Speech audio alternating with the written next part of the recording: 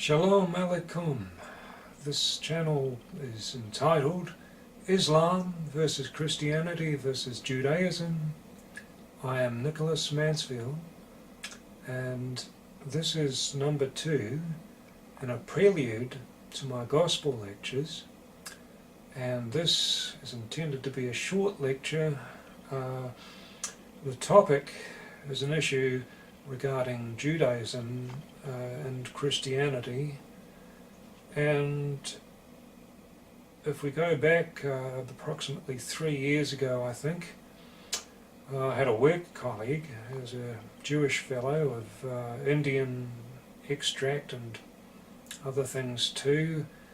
He was a Sephardic Jew, and he was encouraging me to go along to the local Reform synagogue rather than the Orthodox. He also confided into me one day regarding an issue that was vexing some of his colleagues. What they have experienced in their endeavour to entice people into Judaism is that people are taking an interest, but they're not really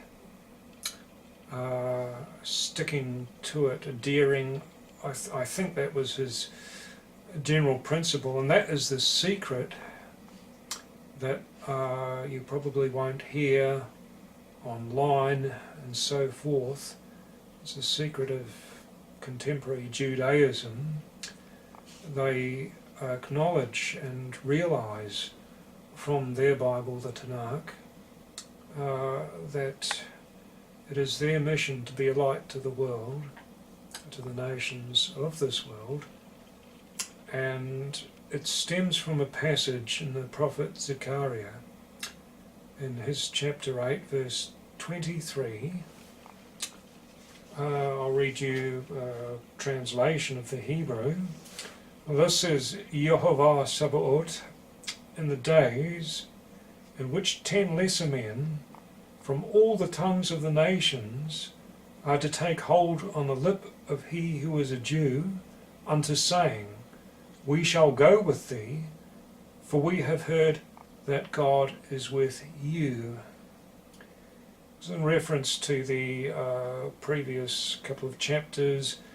So it's talking about the days in which there is an awakening in the spiritual understanding of mankind, and they will turn to those who are of a profound and senior religion to virtually anything upon this earth.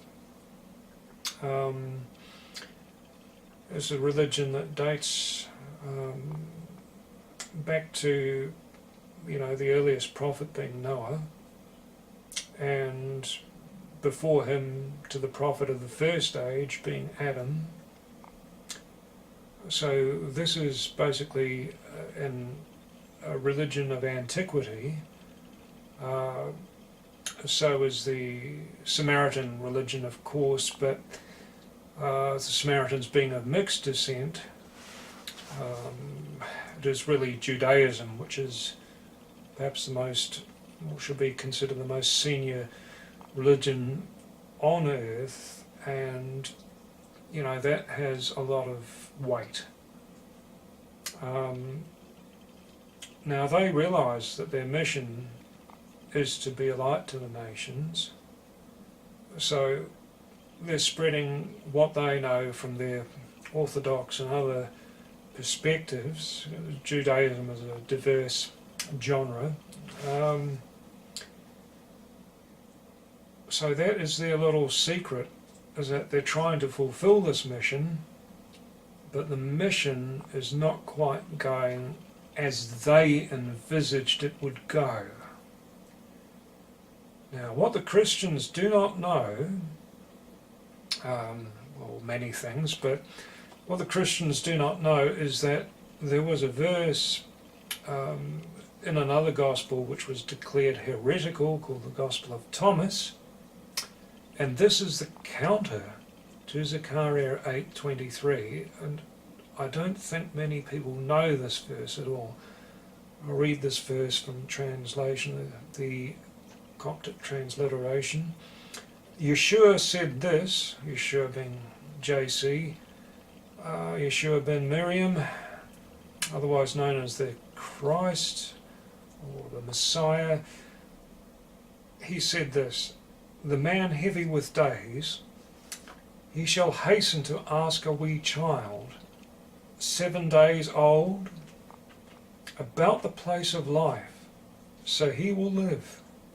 For many first shall come to be last, and they will come to be a single people. So what we see is the flip side.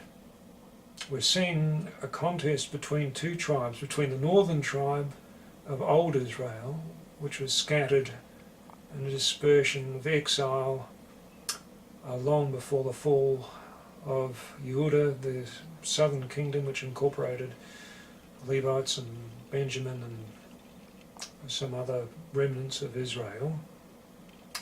Now those two kingdoms split, but the Bible prophesies that there will come a time when the two are reconciled.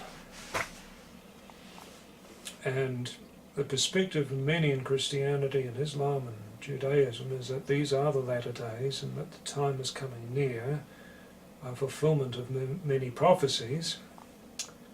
Now the Jews are ready to do their part, and the Christians are always busy trying to convert people too. But I'm not sure that either side has really got a clear perspective on what's going on, what is going to happen. So I hope to introduce the ideas again in a forthcoming lecture, in a series of lessons, and perhaps things will become clear as I delve into these prophecies in greater detail and in light of the other gospel messages therein. And perhaps people will dwell on the deeper issues here of what the Christian is supposed to take from Judaism and what the Jew is supposed to take from the Christian scriptures.